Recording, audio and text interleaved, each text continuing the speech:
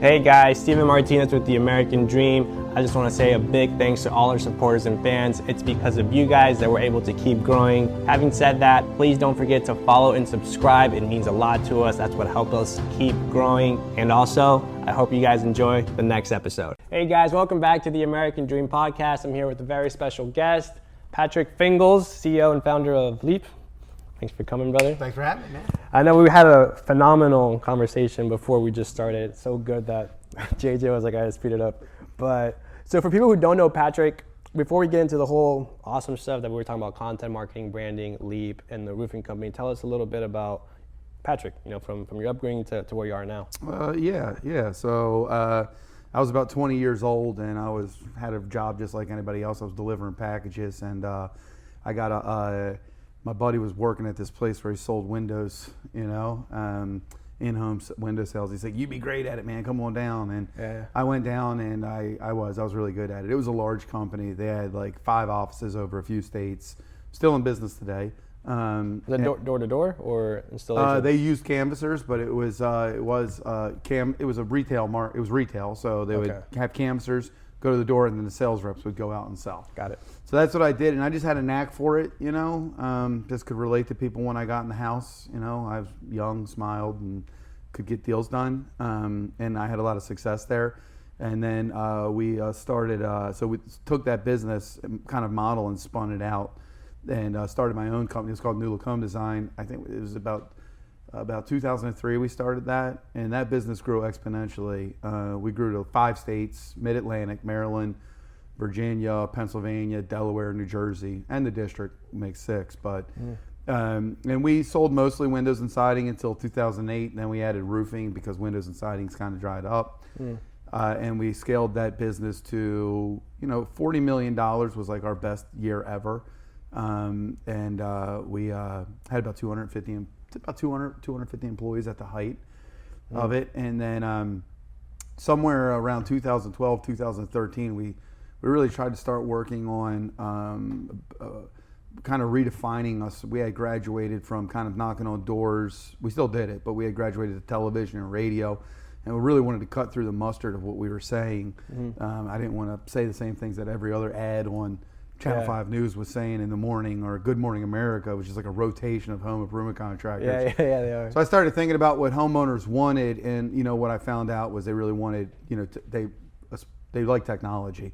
We'll talk more about that later, but so we started working on an application to kind of help the business run smoother and bring the homeowner into the technology, right? To make it feel like everything else that you purchase when you go to a store. Like we wanted home improvements to have that same feeling. If you're buying a roof or windows, it should feel like you're going to the store and checking out at a register. So we wanted to create that environment, and so we started working on that product just for us. And then in 2017, it's a funny story. What would happen is, you know, we had, I don't know, 50, 60 sales reps, and we had attrition. They would leave. They would get recruited by other places. They would go. Yeah. The leads are better over there. Yeah. They would go to my competitors, and then my competitors were calling me and being like, "Hey, man, you know, we'll keep hiring your people. They don't even know how to like measure a roof, or they don't even know how to like do anything. Yeah. They said you have some technology. What are you using?"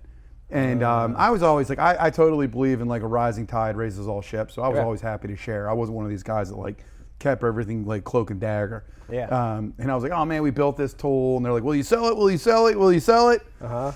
And I was like, no. And I beat them all for a while. And then one of the companies that was in Maryland that we were pretty close with was like, "I'll give you $15,000 if you give me it." And I was like, "All right, I'll rip you off a copy for 15 grand. So I gave him a copy, and that was the kind of beginning of the end. So then that company, which is Leap today, which a lot of people know, has grown tremendously and is one of the leading technologies in the space. And so I have since sold my roofing company, like many others have. I also sold a percentage of the software company to private equity too. So I've dealt with private equity on both sides of the spectrum. And, you know, that's kind of my story. You know, I've learned a tremendous amount through running that business myself, as well as, you know, now I get to interact with so many different partners and so many customers. And, you know, when you're a technology company, you kind of get to see inside of their business, not from like a sensitive information, but just, see how they operate, how they structure the technology. Well, you get to interact with a lot of the executives within those companies and understand their challenges and what they're trying to overcome. And so I don't know whether I've learned more as being a remodeler for 20 years or in the last 7 years being a software CEO, because I get so much exposure to so many contractors on the software side. So when you opened your home service company for the first time, how old were you? I think I was 24. 24 years old. 24 years old. Yeah. And at the peak of it, you had how many employees at? 250. So what's the kind of the secret sauce there? Because that's, you say it, make it sound like it's easier said than done, but it's very difficult. I'm a huge fan of greenfield, so expansion. Okay. That's what we really grow on. And I have a I don't know what you call it, a mantra. My grandfather told me it's called play business. Play business. Play business. And so what play business means is like, there's some people that are like, we're not a big company, or we're not sophisticated. We're not, we ain't trying to be like one of these big companies. Well, I learned that I wanted to be a businessman. Like I would have like, we'd be like, all right, board meeting. It's like 3 people sitting around a table this big. Yeah. The company's got 7 people in it, but we're gonna have a board meeting. Or sales meeting. It'd be like, my one sales guy. One guy, your cousin, right? It's like Chad. He's like, by the way, it's just the 2 of us. I was like, we're gonna role play. So it's like I knew like we had P&Ls and budgets, and I wanted to have like, everything I saw at the company that I kind of worked at, not like their information and taking it, but like how a business is supposed to run. Yeah. So I call that play business. It doesn't matter how big your business is, you can always play like it's bigger than it is. And I think that when you play business, that starts to become business. So like, I was like, the big companies have multiple states. We got to expand. Our first expansion was into Parkville from Maryland. It was 20 miles away from our core office, which was 800 square feet. And then we went and opened another office that was in a basement that was 600 square feet. And we're like, we got 2 offices. I was playing business. I just wanted to say I had 2 offices. But that was like the starting point of it. It was like, all right. And then we eventually closed that office, and we're like, all right, let's open an office in another state. And so it grows up like that. So I think greenfield, playing business, and then I think it's culture. I think it's all culture. That's such a big word, and it's hard to understand. But I think people that can understand. It's what makes good salespeople. The best salespeople are very social aware. They're very self-aware. They might not seem like it because can be very vain or arrogant. But like when you're in somebody's home, that vain, arrogant person becomes very kind of humble. So they know how to control that. So I think like. I think that's the same thing that drives culture. Our office. I mean, we were in the heydays there when we were scaling, and we were brothers. We'd lay down on railroad tracks for each other. I mean, the employees. I mean, it was like our wives thought we were in a cult. They thought we were lunatics, right? Like we did everything together. I didn't even have friends for 10 years. I had the people that worked for me, and we did everything together. So I think culture, expanding the business. If you're making $5 million in one state. Or let's say it's Texas, and if you're in one market in Texas, you got to take that 5 to 10 million. That's hard to do in the same market. You can just go open another market, replicate everything you have, and you're going to get some growth. So I like greenfield. So that's a good point too. I've heard the saying. What was it? It was teach your people so they can leave you, but treat them so they stay. So I think company culture is a big deal as well. I agree on that. Now talk to me about the art of replication for a second, because I think a lot of people have tried to expand different cities, different states, and it's easier said than done because, you can have a good HQ, but then when it comes to actually replicating it so where it's self-sufficient and self-run, it's a whole different animal. How'd you perfect that? You don't replicate it. There's things of it you replicate. You can replicate your contracts, but you can't replicate your sales pitch because markets are different. The way you sell in Charlotte is not the way you sell in Baltimore. Really? Yeah, it's 2 different ICPs down there. So I think what people do is if you build a $5 million office in one state, then you go and you say, I'm going to go replicate in another state, and you're like, I'm going to recreate another $5 million office. The reason greenfield works is like, let's say we do $5 million in one state, and let's say we decide that we're going to try to do $7 million. Yeah. there's no guarantee that you do $7 million. You actually could do $4.5 million the next year because maybe the market changes or something like that. Maybe there's less storms. Like maybe you hired more people, you spent more ad dollars, but you actually did less volume. So let's say you take the other path and you say, I'm doing $5 million in this state. I'm going to go open another market. If that market does $1, well, that's $1 more than you had. If the market does $1 million, well, it's $1 million more than you had. So I think like when you look at like all the companies that have like really successfully greenfield, if you look at like a Window Nation, who I'm really close friends with, or you look at like Mad City, companies that have, or West Shore that have 50 offices across the country at this point in time, dude, they'll have an office in one market that does $30 million, then they'll have an office that does $2 million, but they have 10 of them. So I think it's like, I think that's the problem is like, you try to recreate the exact same thing in the next market. That doesn't mean it runs like, yes, there's economy of scale and efficiencies.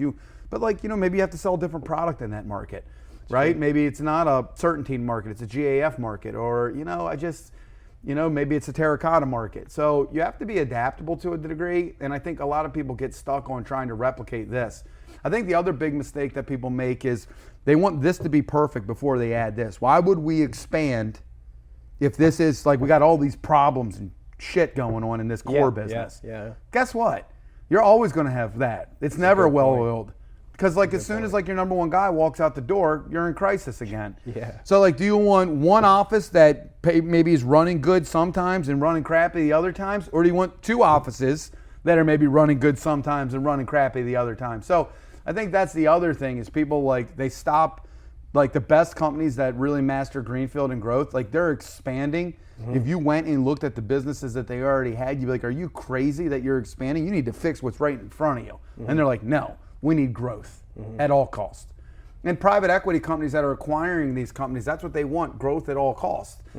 When they start peeling back the layers of the onions and looking at these businesses, man, half of them are a mess. It's bananas, but they're still buying them because of growth.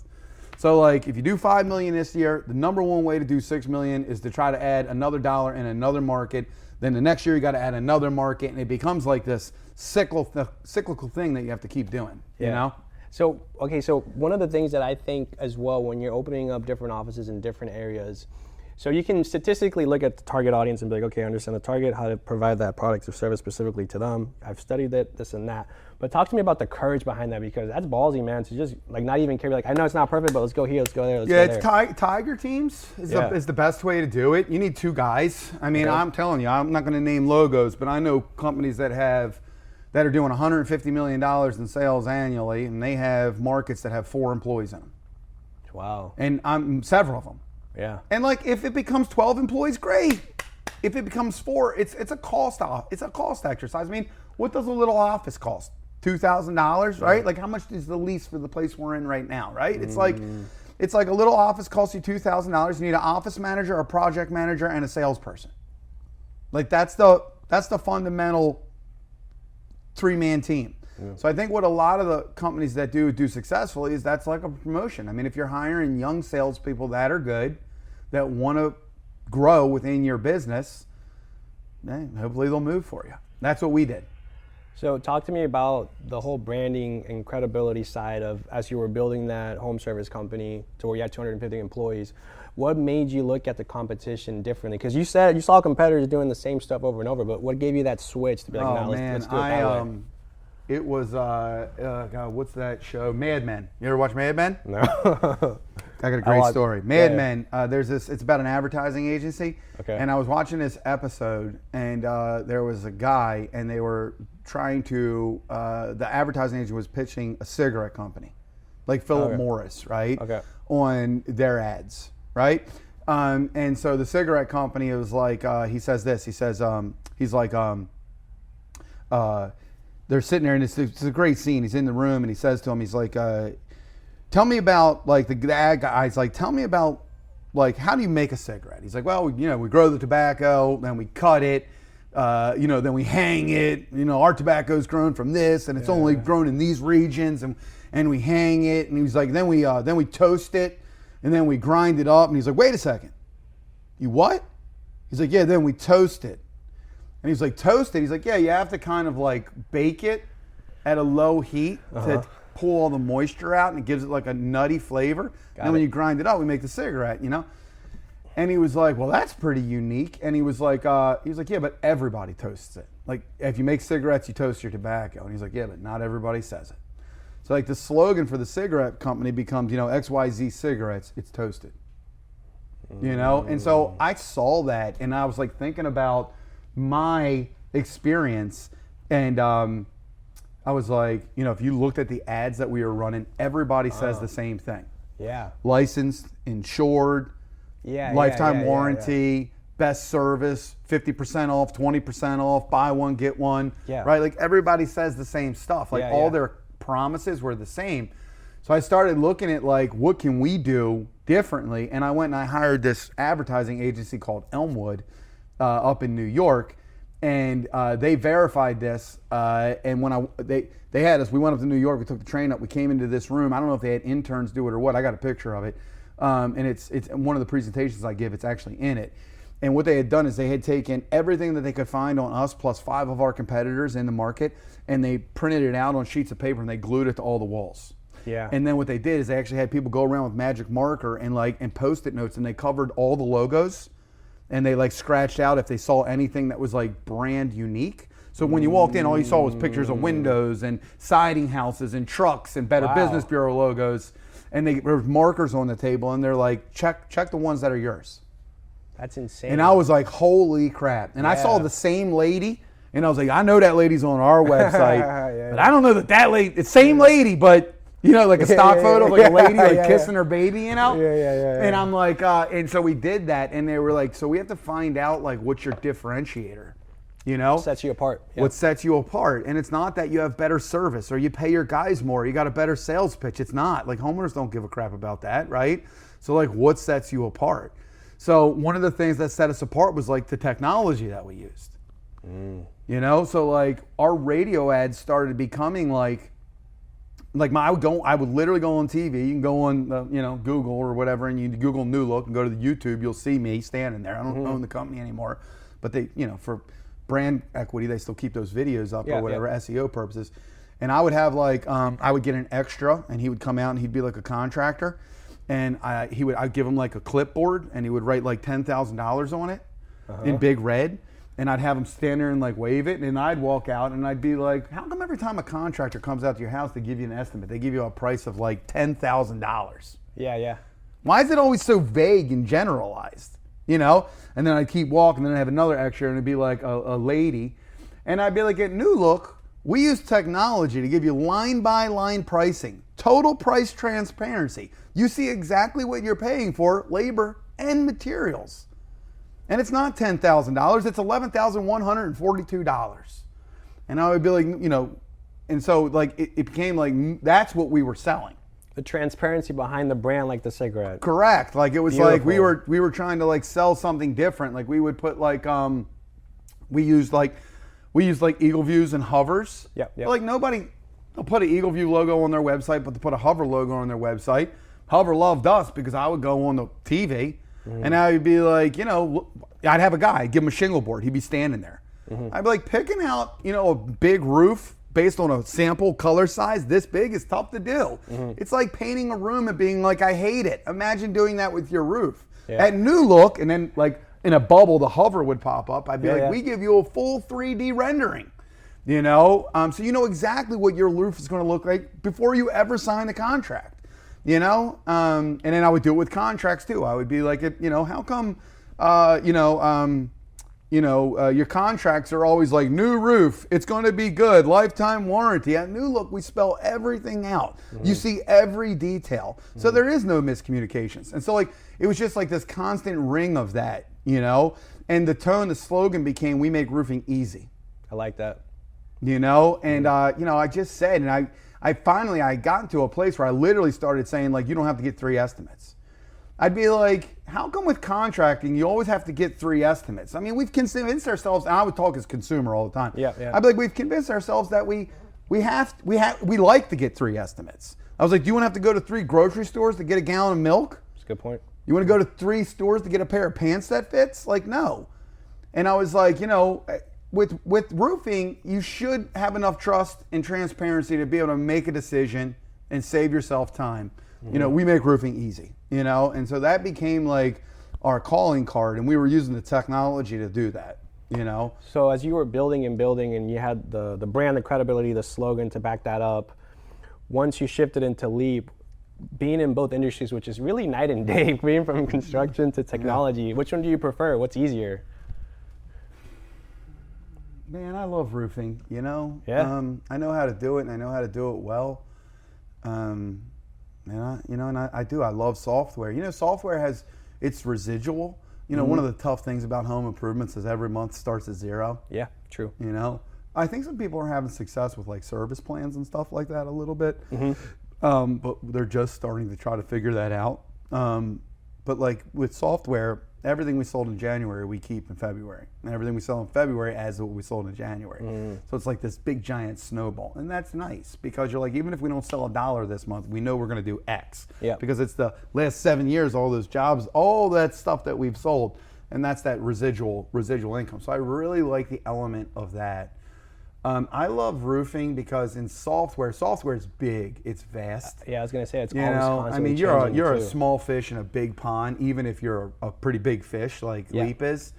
You know, in roofing, the community feels so much smaller. Like when you go to a top 500 conference or you go to IRE, I find myself connecting more with the other roofers that are my customers and wanting to spend time with them and high five them and go to dinner with them and talk about roofing more than I am talking with partners, you know, about software. So it's close. Both have their advantages. I like the smallness of the construction industry, and I love the idea that you can take a guy that, you know, had, you know, 2 semesters at community college and make him a millionaire. Like I think that that's awesome, you know. And like, so I just, you know, I just went to the International Roofing Expo, and like I got on a plane, and like 80% of the people flying out of Dulles that day were roofers. Really? And like on that plane, you know, because my flight was going to, I think it was where was IRA? Was it in Texas? Yeah, it was in San Antonio. IRA was in San Antonio. Yep, San Antonio. So it was in San Antonio.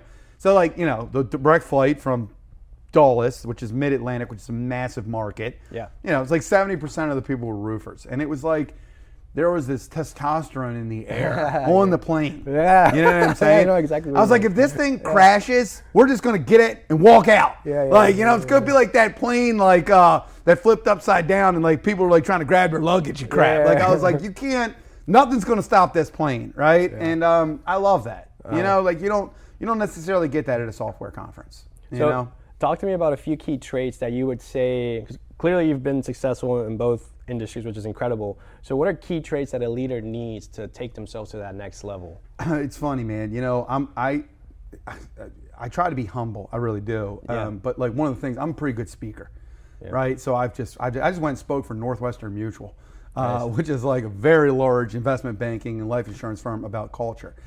And everybody always says, you're such a good speaker. I'm going to tell you, I believe that it's honesty. Because like, you know, when I'm on stage, I just think I say things that other people won't say. Just authentic about it. Yeah, just, you know, I don't mind being honest. Like if somebody's nodding out in the front, like I call them out when I'm up there, right?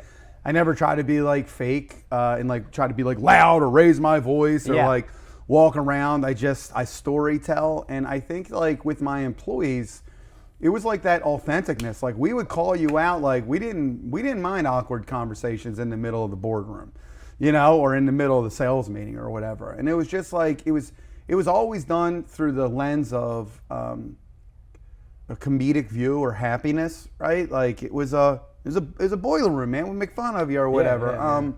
And so I think it's that directness. One of our brand values at Leap is confident and honest. So, you know, I think honesty is underrated. That's such a simple answer. It's like, what makes a good culture? Be honest. When I say be honest, I'm like, you're in a meeting and like your number one sales guy's like being like your typical number one sales guy. And like the sales manager just kind of sits there and is like, you know, gives them the attaboys or whatever. But the rest of the group is like tired of being in the sales meetings with the number one sales guy like doing this or something like that. The difference at like in an honest organization, I'd be like, hey, listen, guys, I know you're all sick and tired of hearing him. But that's what you get when you're the number one guy. He'd be sitting right there. Yeah. Like, so it was that like see something, say something type attitude. And I think people often say what they think is supposed to be heard instead of what needs to be heard. And I think they hear what they want to hear instead of what needs to be heard, right? Like, yes. So I know that's weird and like very philosophical, but I think that's it, man. Just be honest, boldly honest. And the more awkward, like I love meetings where there was like a super awkward conversation, like somebody would have an outburst. And like a lot of people, I've been in a lot of meetings where people just push through that. Yeah. I'd be like, oh, time out. We got an outburst on our hands. Yeah. Mike, we ain't moving forward till you sit down, settle down. We're all going to talk about how we felt about what Mike just did or said. Yeah. Like, you know what I'm saying? Be like, we're staying. That's it, man. Yeah. Outburst. And that's how, like, a lot of people would just move forward. They pull Mike aside afterwards, and they deal with it the way they think they're supposed to deal with it. The way you're supposed to deal with it is like, that just happened right here. We're all just people. So I think that's the best culture. And then competitiveness. I think it's the competitiveness. One of the benefits of the software was like we knew early on, like we wanted to be able to hire like a bartender or everybody wants an athlete. We wanted to be able to hire people that had no business in construction whatsoever. Yeah. So we needed to give them tools that made it a better customer experience. Because while they were great customer service representatives, they were terrible at being buttoned up, diligent, detailed contracts, and they would overpromise and underdeliver, right? And they would overstate. They would, so that was one of the driving forces behind the software was our sales guys are great, but the contracts are a mess. So then the experience is a mess after that. So we really wanted to clean that up. So how important is it to be competitive, just in general with everything? I think it drives everything. You don't have to do it. But it depends. Like if you're going to use the word mastermind, I think most masters are pretty competitive. It's not necessary. You can build yourself a nice little lifestyle business, and you don't have to you don't have to read the news. You don't have to be on LinkedIn seeing all the other guys. Yep. You don't have to go to the conferences with GAF and OC and watch other guys go up on stage and get awards. You just tune all that out, and you run your business. You do it for the money it pays you. And you use that money to fund your life and feed your family and do all the things that make you happy, and that's fine. But I think like when you're scaling, I think competitiveness has gone up with social media. You're so exposed to it. Like, social media takes ordinary things. This is a Patrick Fingles quote. Yeah. Social media takes ordinary things, and turns them into extraordinary things. You get duped all the time. Like something that's pretty ordinary, all of a sudden it's extraordinary. Give me an example. A YouTuber that rented a jet that's not even off the ground that's standing there going, yeah, true. And then you're another teenager and now you're like, shit, this guy's got a jet. Yeah. I got to have a jet. Like that's a simple example of it. Yeah. And he doesn't have a jet. He paid $2,000 for 1 hour on the jet to make you think he has a jet. And the jet doesn't even have a nose on it. It doesn't have wings. It's just a capsule, right? And so like that's like, so there's, if you think about that, like that's constant. Perception. I watch so much Grant Cardone and I see these guys. Like there's one guy that's like, you got one guy saying S&P 500 steady Eddie. You got another guy's like real estate. You invest in the S&P, you're an idiot. So it like, you got people now saying you shouldn't even fund your IRAs. Like if you take it all and you glue all the subject matter experts together, it's like every one of them disagrees with every other one of them. True, so that's like, it takes ordinary men and ordinary people that aren't doing extraordinary things and it makes them feel very extraordinary. Here's the other side of it. It takes extraordinary and it makes it very ordinary. I tell my team this. I'm like, I think Leap is extraordinary. What we've accomplished is extraordinary. At New Look, what we accomplished was extraordinary. It's not easy to build a $40 million roofing company. It's not easy to build a $500 million software company. It's not easy. It's extraordinary. But when you look at it in the ethos of LinkedIn, like we're this big. We're this big. So like I think that you have to keep like your eye on the prize. Yeah. But like when it all comes down to competitiveness. So I think our world is even more competitive now than it was. I think it's more competitive now than it ever has been. And I think that's because of the social media. But like I try to tune it out a little bit. But it's hard, because you get exposed to everything. Like you didn't get to see guys like unless you read the paper or you watched the news or something like that, you didn't have 1,000 influencers in your face every single day telling you how you should be making money, how you should be living, what you should be doing, what you should be eating, how you should be exercising. So that's a lot of content forced onto society. So I think it's I think it's a more competitive time. But if you want to grow and scale, you have to take it in pieces. But forget about what everybody tells you to do. You just have to wake up and you just have to have a competitive mindset. You have to, even if you're just beating yourself. We did 5 million last year. I want to do 2. I like employee count. Like I probably overhired at times just because I would rather have more head count. Because I felt greater. Nobody knew what the EBITDA was. Like nobody knew how much profit the business made. Like I could make $1 million and have 150 employees, or I could make $500,000 and have 200 employees. I felt better saying I got 200 employees. Like when we got to like 190, I was like, we got to get to 200. When we got to 29 million, I was like, we got to get to 30 million. Like it was a race against one. I was just competing against myself. And so I think that's great. Just compete against yourself and try to raise your bar every year. And not just in business, but in other aspects of life as well. You're competitive. Like sports, or say, hey, let's play I wouldn't say I'm competitive. I would say there's a difference. I'm not. This is not like I'm dominant to a fault. Like, hey, hon, where do you want to go for dinner? Well, wherever you want to go. I don't care where we go. Where do you want to go? Let's go to Grill 620.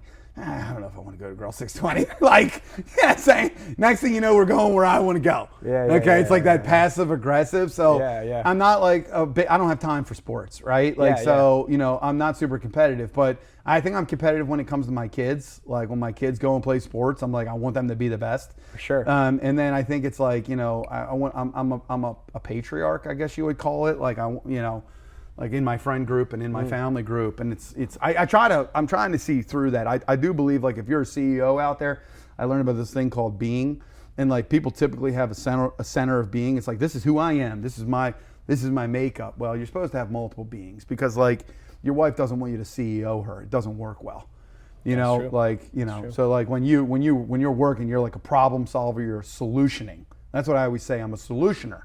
Instantaneously, you tell me, come to me, man, crying, you're getting divorced, whatever's going on. I'll be like, all right, here's what we're going to do, man. We'll get you a new car. You know what I'm saying? We're going to get you a nice apartment, man. Nice apartment. Like, I'm going to live vicariously through you, man. Like, and you're like, I just want to suffer and like not get on Tinder. I'm like, man, we're getting you on Tinder. And so I'm a solutioner, and I forget that you don't always have to be that. So that's what I would say.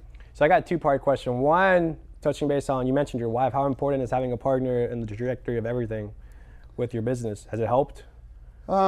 Yes. It has helped. Then there's been times when my wife wouldn't bring me a single problem, even if it was a crisis, because she knew how bad things were at work.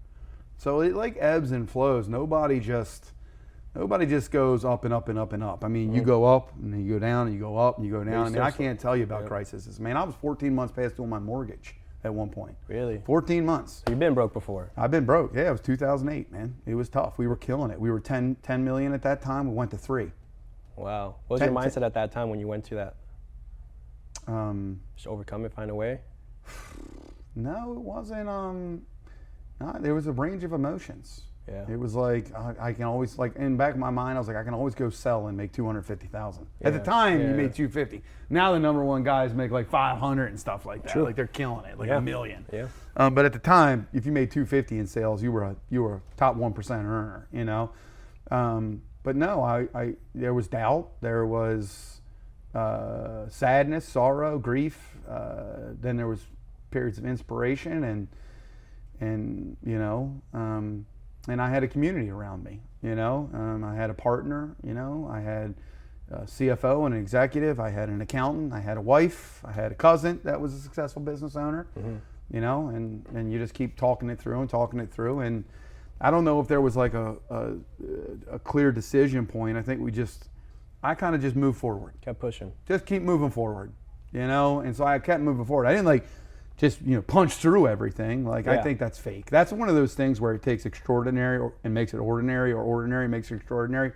Like people are like, you got to get up like blah, blah, blah, blah, blah, every single day. It's like, no, I mean, you do. You get up and you move forward. But some days it's tough to move forward with your chin up. It just is. You know, I mean, man, we had people fall off the roof. You know, I mean, we had people fall through the roof. Wow.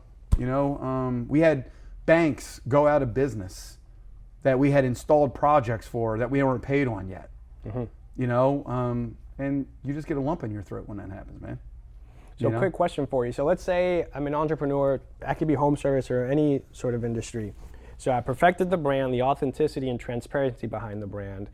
In terms of what we're doing, the product and service is great. Now, in this case with you for the home service business and the technology business, as you're growing, you're able to obtain more and more clients. What's kind of that secret sauce to generate and get your brand out there for anyone that's starting up?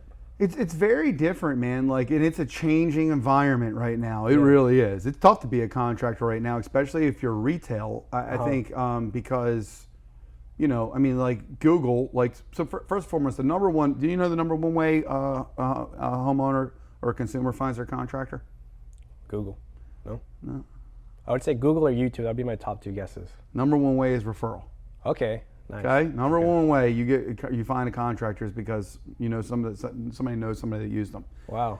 And that's been that way since the dawn of time. Referral has ranked number 1 overall. Now that doesn't mean that every business their number 1 way is. It surely wasn't ours. Yeah. Like 5% of our revenue came from referrals. It was nothing.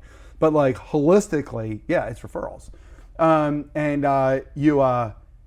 That's going to change for the first time in history, and I think that's going to get displaced by AI. Because I think like I don't know if you use AI a lot, but like I trust it implicitly. I came here, I'm in Houston with you today, and whenever I come to town, I always want to try to find like the best restaurant to eat at. Yeah. I didn't use Google for that. I used ChatGPT, and I asked ChatGPT, I said, hey, what are the 2 kind of cuisines? And I know it's steak, but steak is kind of a blanket. Don't kill me, Texas, but steak is kind of a blanket. Like, you know, you can go to Peter Luger's in New York, you can go Gina Giorgetti's in Chicago. Like a beautiful steak is a beautiful steak, right? Yeah. So Tex-Mex. Oh, nice. Okay. Tex-Mex and brisket, right? Like and barbecue. So I said to ChatGPT, I was like, you know, give me a few options for Tex-Mex and barbecue that are renowned and very cultural, you know. So it gave me a few, and then I said narrow that down to 1 for each one. And so in my Uber on the way here, I said, the guy was like, hey man, are you kind of a foodie? He's like, yeah, I know everything you need to know, man. And I said, what is the number 1 place that you would go for Tex-Mex, like most historic and legit? He rattled off 3. ChatGPT had given me 2 of them in my 3-person list, and the number 1 he said is the one that he told is the one that ChatGPT picked for me. Same, I swear, same thing. I believe you. Same thing on the barbecue. What was it? I'm curious. Same thing on the barbecue. El Tiempo? What is it? El Tiempo or Ninfos? It has to be one of those 2. It is. I'm gonna tell you right now. Let's ChatGPT. It has to be one. I got it. I already got it. Tex-Mex. Nifa's on navigation. Yeah. There you go. 2 for 2. And so for Nifa's, it gave me like, dude, it gave me the other things. It gave me and then for like for barbecue, it gave me like originally it gave me Truths, the Pit Room. Pit Room's good. Killian's, and then the number 1 it gave me, and I did say within a proximity to where I am, it gave me the Pit Room. So for barbecue, it said the Pit Room, and for Tex-Mex, it said Nifa's on navigation. And so I asked the guy, and he was like, that's unbelievable. So I'm talking to a man, and think about that, all the cabs that back in the day, you went into a city, your cab driver was your tour guide, baby. And so like now you go here, so I don't need to ask for those recommendations. And I think like as agents start to come out, I think that'll get displaced. So people will say, you know, what roofer should I hire? And it'll just tell them. So as things are changing, technology, everything's adapting, how do you become adaptable in those scenarios yourself? Are you one that's kind of like, because there's some people who are scared of AI. I embrace it. I love change. How do you handle that? Well, I got a whole speech on that, like how do we brace for it, because it's called agentic software. So like agentic is like agent readiness, because like you're going to use your agent. Like you're not going to like, you're going to go and like, you're not going to go into DoorDash and order food. You're just going to say, hey, bring us Chick-fil-A. Like we want a number 1, a number 2, and number 3. Wow. And then like your Siri or whatever will go into DoorDash and order that for you, right? Like you're not going to have to do that. You're not going to say like Uber or Lyft. You're just going to say, I need to be picked up. I mean, door 120, gate B, right? Like, and it's just going to come. They're going to come get you, right? So like I think like so that's an agent. An agent is going to be like your AI assistant that helps you do everything. Well, it's going to help you find your roofer too. It's going to help you find your window guy. So you know, what is it going to do when it goes out there? Like, it's using the World Wide Web. That's what its brain is, the World Wide Web, right? If it's not online, it's not. It doesn't have access to it. It doesn't know it. So you have to make sure that your systems are set up in a way to where you're starting to be able to speak to an AI. So like, you know, if let's say you're a roofing company, let's say I can't schedule an appointment with you online. Yeah. That's step number one. You're out. Facts. Because your competitors can. Yep. You know, let's say, you know, you got companies that give roof quotes online now. And let's just say like, you're not one of them. Okay, well, you're out. Because that agent is going to look for those things because it wants to return you the most precise result. So, you know, that's what you have to be doing and prepared for. But I do think, like, first of all, I never want to scare tactic anybody. I think that's farther away than we think it is, but I think you can take baby steps towards it. And I think doing those things just make you run a better business anyway. 100%. Right? And then the other thing is I think like grassroots is going to come back a little bit because like, I mean, you see it in TV, like our TV results went like this. And we tried to do streaming. We would try to like advertise on like HBO, Prime and all that stuff, and it just never got an ROI. And like same thing with radio. Like back in the day, like, you know, WTOP is like, we killed it in DC on WTOP. And then we started getting like some Pandora and stuff when it first came out, and like some Siri like ads and stuff like that. Not Siri, Sirius XM. And like they would not perform at all. Even though they were supposed to be more targeted, they just didn't perform for us. So as we saw like terrestrial television and radio start to transition, we started going back to grassroots, and we're like, all right, let's grow the canvassing team, because that was predictable. So like I'm seeing companies start to do that. They're leaning back into call centers. They're leaning back into canvassers. They're leaning back into trade shows and community events where they don't have to compete in this kind of like, you know, it's kind of like broadcast marketing, you know? Facebook, like you think that's where you would go, but like it's still impression share. Like, and like it's hard to be a roofer and create impression share on a customer that might use your product in the next 50 years. Like, it's not like you're a nail salon where like if I hit you enough times, you're gonna come and you're gonna come and you're gonna come, and then I have a customer for life. Like the problem with our products are people buy them once. Like if you have 100 people in a room and you say, raise your hand if you've ever replaced a roof. And let's just say all these people are at the age 50. Like 20 hands go up. So imagine having to pay to advertise to all those people for their adult life, call it 30 through 50. So you've advertised for 20 years to all of them to teach you that you're XYZ and you do roofing, so that 20 of the 100 might buy your product, because they're getting impressions by other people too. So it's very like need-based marketing. So it's like, you know, I heard this thing the other day. You know, when I in the roofing company, I would hire somebody and they'd be like, it's the craziest thing, man. Since I started working here, I heard your ad like I've heard our ad like 20 times. And I'd be like, you know, you've heard our ad 1,000 times. You just never listened before. That's a good point. You know what I'm saying? So when people need our products and services, like you don't listen to window ads on the off chance that you might need Windows 20 years from now. That's true. If you don't need Windows, you just literally tune it out. Fact. You know? So that's like that reactive marketing, right? Like, so it's like you have to be in front of the people that wake up that day that's like, we got to replace these windows. And they start looking around in the world. That's why Google's been so big. But the problem is, I think Google will get crushed by AI. Really? I don't use Google anymore. So it's just one person. But trust me, there's more of me's. Like I don't use Google because Google's too suggestive. AI, ChatGPT returns a result. You know, like where do I eat? ChatGPT gives me an answer. Google takes me to a Yelp page. Yeah, and it's pay to play too, huh? Yeah, and it's pay to play. They sold their souls. Absolutely. You know, so you know, like I said, so I think it's a tough time. I think it's a tough time, but I think a lot of people. What I'm seeing is a lot of grassroots, right? People are still doing go watch the news in the morning, local like terrestrial television news, not streaming. Every commercial is a one-day bath, a roofer, and HVAC, electric, plumbing, heating and air, right? or like a kitchen refacer, right? Like it's like on loop. Contractors are like true. their Very number true. one advertiser, you know? Yeah. So obviously that still works, or people would totally stop doing it. But I think the ROIs are getting pretty tight. You're seeing marketing costs go up and up and up and up.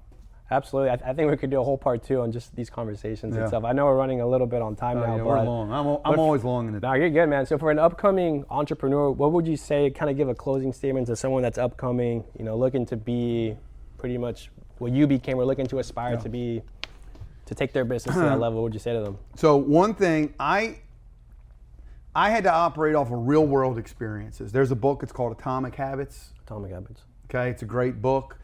And I think a lot of people, like Atomic Habits teaches you, it's just as it sounds, it's an atomic habit, meaning we do something and we make it atomic, and it's like we do it that way. Yeah. I knew that you could knock on doors, you could get a lead, and you could sell windows. So I knew who could do that job successfully, like a college kid or a high school kid, and I knew who could sell that job. And I had atomic habits in that, and I did it.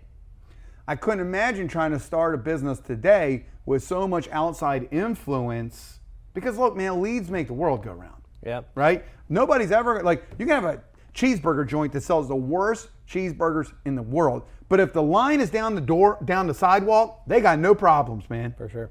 You know? Yep. So like, I've never seen somebody go out of business and they're like, well, we had so many leads, but we just couldn't service them. It's like, no, it's like you don't have the leads. So leads is everything. You have to get leads. You have to fight for them. And I would say start with one thing and do that thing well. We screwed up 1,000 times with this. Case in point, we were a canvassing company. We closed canvas leads at 30%. Our guys would close them at 30%. We started getting, we have sometimes in some months we close them at 40%. We started getting radio leads and television leads. We closed television leads at 50%. Radio leads went down to 20%. Then they went down to 15%. Then they went down to 10%. Because you give a sales guy 3 leads, 2 of them are radio and 1 of them's canvassed. Like the radio inbound leads were so easy to sell and close. That canvas leads, like, I'm not going to fight the fight for that thing. I'll pitch miss that, you know? Yeah. So I got 2 leads on a Saturday. One's canvas and one's internet. Yeah. I'm selling the internet, like, you know? Yeah. And like, there's 1,000 people that disagree and say the canvas lead's better. I hear you. I agree with that. But like, it's the problem is you gave them both. So we, like, our canvassing took a nosedive, because we introduced new lead sources. So like, an atomic habit would have been like, we're going to bifurcate the sales team. We're not going to give you both.